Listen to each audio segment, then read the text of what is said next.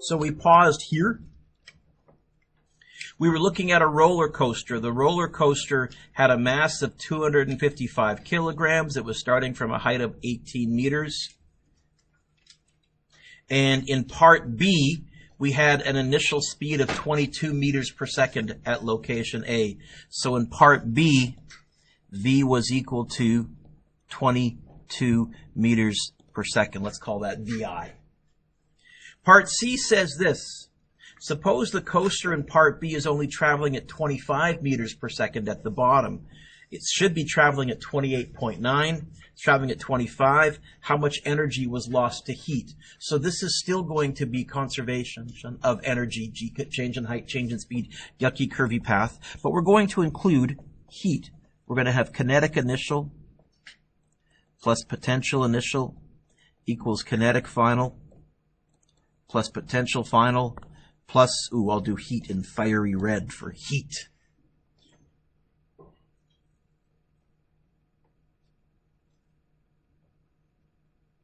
I still ask, hey, are any of these zero?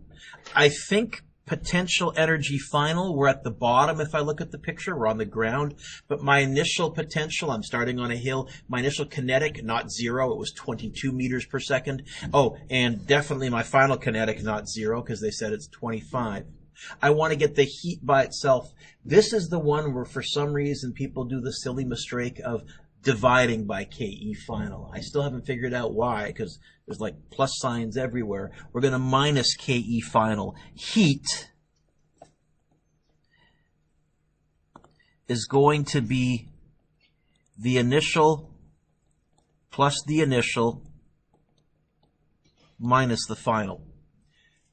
Which makes sense. It's going to be all the energy you started with minus whatever energy you can account for, and anything else must have vanished into heat.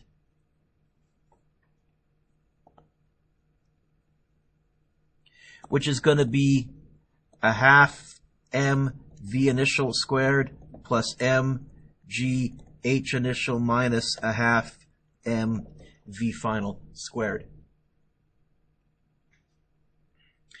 Now, all along, I've been asking you something like, have you ever been on a roller coaster? And if you've said yes, I've asked, oh, have you stepped on a scale before you went on the roller coaster? And you all said no. And I've said the mass cancels. Does the m cancel in this equation?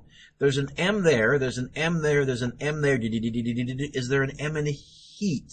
So I've fibbed to you a little bit. The mass does not completely cancel in a roller coaster if there's friction, and there is friction. But Karen, if we grease that roller coaster down really good, if we make this as small as possible, the mass, while it doesn't cancel, it becomes negligible. An empty coaster will make it through the run the same as a full coaster. And there's plenty of good safety margin on either end. Anyways, for this one, I think the heat is going to be 0.5. Was the mass 255?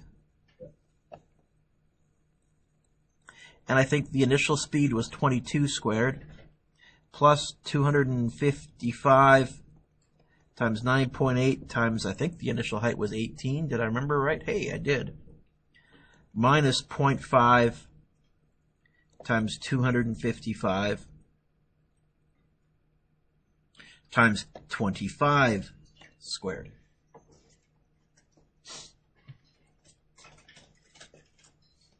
Yep, time to do a little typing. What do you get?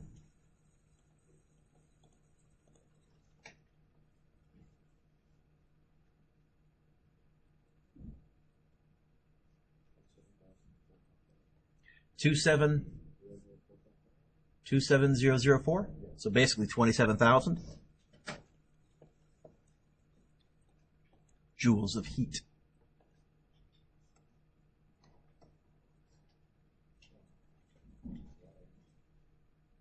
What did you say? That's a good point. What? It's a lot of energy. It would be nice if we could somehow recapture some of that. That's what a lot of electric vehicles do with their regenerative braking. Rather than having you stop because of friction, which is mostly wasted energy due to heat, they're actually bleeding the kinetic energy off into the battery to recharge the battery. That's why electric vehicles, especially hybrid vehicles, get so much better mileage in the city where you're stepping on the brakes all the time. That's why every taxi driver went to a hybrid vehicle very, very quickly. You get way better gas mileage because every time you're coming to a stop, you're topping up your battery instead of heating up your brakes. In fact, I took a Tesla for a test drive a few years ago, and anybody here have a Tesla in their house? Okay, or driven one? What you notice is as soon as you take your foot off of the go pedal, they don't call it a gas pedal because there's no gas. They call it a go pedal. As soon as you take your foot off the go pedal, it feels like you're stepping on the brakes. And that's because it's bleeding off the energy due to regenerative braking. And so what you find, you folks haven't driven much, is, oh, I'm hardly hitting the brakes at all. I only tap on the brakes right at the very, very end to stop. And I said to the salesperson, I'm hardly ever tapping the brakes at all. He said, yeah, we recommend getting your brakes checked every 10 years or so, as opposed to usually every year or two. So lots of advantages with electric vehicles, lots of not just the obvious, environment and saving fuel, lots of other advantages as well. I like example 4. I like example 4. Example 4 is a nice question. I underlined the word from rest. It says 75 kilogram cart and rider start from rest on a 20-meter high ramp. At the bottom, the car is traveling at 15 meters per second. How much energy was lost to heat? Now, there isn't a change in height, and there isn't a change in speed. However, is this question asking how much work? Be obvious. Is this question saying, quote, how much work, unquote? No. Okay? So is this question asking how much work? No. So, and the reason I say this is I have students that often find they're having trouble. Oh, late person number 8. There isn't a change. The reason I said, is this asking how much work is, I see kids for some reason trying to tackle this with work. And the reason is there isn't a change in height, there isn't a change in speed, there isn't yucky curvy path. And so they think it's not conservation of energy. But Arsh, what's this question asking you to find? Keep reading. If we're talking about heat and the energy lost to heat, that's going to be conservation of energy. With heat included.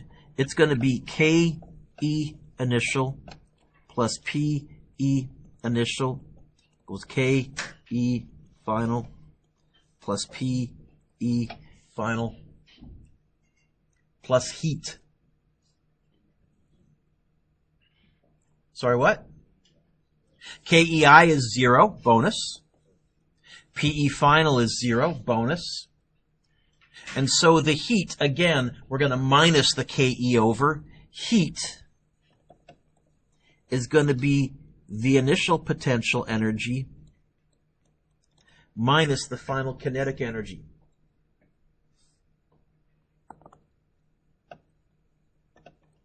Heat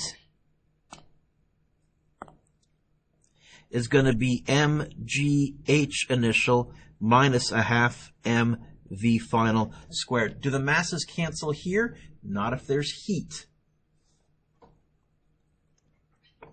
So it's going to be m 75 g 9.8 times 20 minus 0.5 times 75 times 15 squared.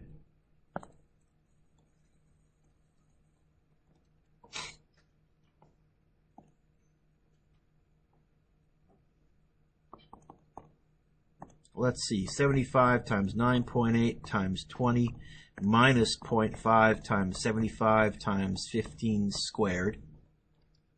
I get 6262.5. I'll write 6260.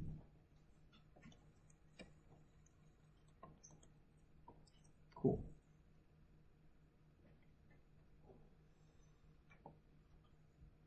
Darwin, what's B want me to find? Average force of friction. Okay, don't write this down. My first thought would be, don't write this down, friction is mu times the normal force. Why won't that help me? No mu. I mean, And technically, no normal force, although with that number and that number, I could probably find theta, and then I could probably do my components, and I could probably find mg parallel, which is, or mg perpendicular, of course I could, which is the same, but still no mu. I don't know if that would help me. So, how the heck can I do this? Well, hopefully by now you've learned if I can't do something obvious, maybe I'm going to use, especially if it's a part B, my answer from A. What did I find in A?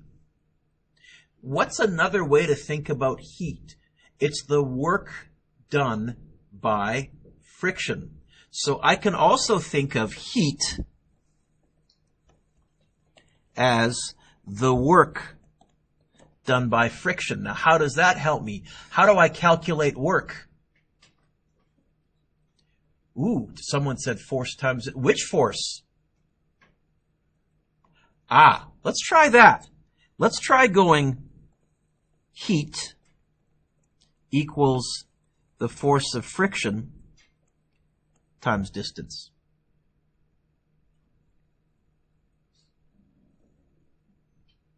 Let's get friction by itself.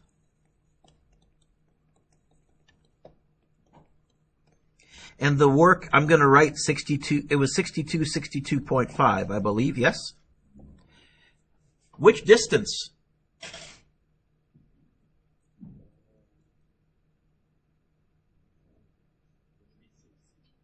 Why does it have to be this distance? Because remember, for work, the force and the distance have to be in the same direction. Okay? So, 60.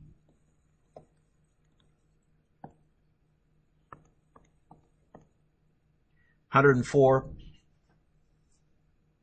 newtons, 104.375, 104 newtons. I'm not going to give you one this tricky. I'm going to tell you about it. There was a great scholarship question one year where instead of asking for the average force of friction, instead of asking how much energy was lost to heat, they gave you this first line. They gave you how fast it was traveling at the bottom. They gave you theta, not this distance, and they just said find mu. And you had to realize I can find the heat, conservation of energy, G. Once I know the heat, I can find the force of friction. You have to do some trig to find this distance. Oh, and now that you knew the force of friction, you could say that's mu times the normal force. I don't know the normal force, mg perpendicular, and you could get the mu by itself. Yes? Wouldn't the answer for B? It just said average force. It wasn't specific. No. It was positive here. So here's what we're saying. You started with this much. We can account for that much. The rest must have gone into heat. Now, some teachers, and in fact, you might see once in a while in my answer keys, the way my friend teaches it, he puts this as heat loss on this side. And then it's negative. I mean, you can call it a loss or whatever. I typically put it at the end of the final and said some of the energy went into heat. It was bled off, so the initial lost it, but it's on the final side as positive. Is that okay? Rube Goldberg machines are great examples of energy transformations. It says spot the energy transformations in this video. I think I have to pause this or I'll get a takedown. A bouncing ball is a great example of the law of conservation of energy. Here's a basketball. At the top of the bounce, how much energy does the basketball have? What type of energy does it have? Potential. So our answer for A is going to be potential energy. Technically, gravitational potential, it has the energy of mgh. When the ball hits the ground, what type of energy does it have? Kinetic. But I do notice that if I just drop a ball, it loses height on each bounce. Does that violate the law of conservation of energy? Darman, explain. Okay. energy lost to sound, heat, both ball and floor. Also, I suspect it's deforming the floor. That's a force times the distance. That's work. Some energy is going into there as well. My Physics 11 students from last semester might know the answer to D. Don't spoil the surprise, but is it possible for a ball to bounce higher than it was originally dropped? If I just drop a ball without throwing it down, can it bounce higher? Only if we're clever. Let me pause the video for a second here. So to answer our question, is it possible for a ball to bounce higher? Not for a single ball on its own. Okay?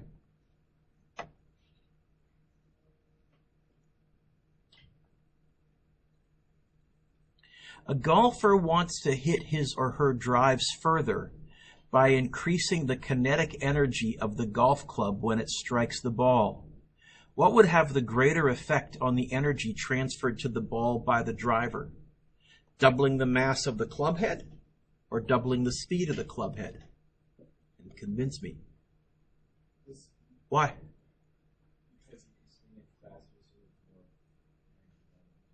But I can put a bigger mass on, so there's more energy going into it.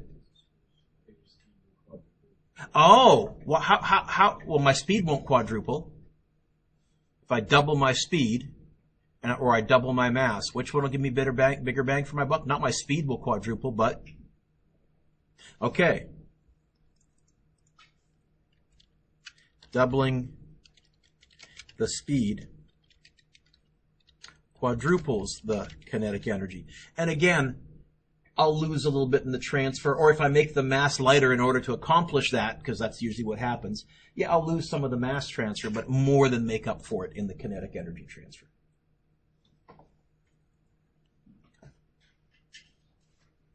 What's your homework? Number 1 is good.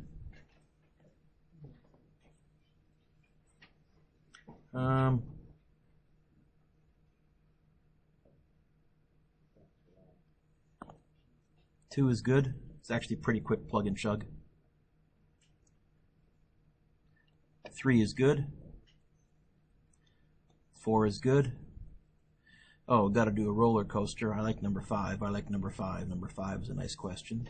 Skiing is also a nice example of conservation of energy because you have a change in height, change in speed, yucky curvy path, and in perfect conditions in our magic physics world, no friction. In real life, some friction, but water slides are good examples of conservation of energy. 8 is good. You going to assign all of them, Mr. Duke? I'm going to assign most of them. Number 9 is good.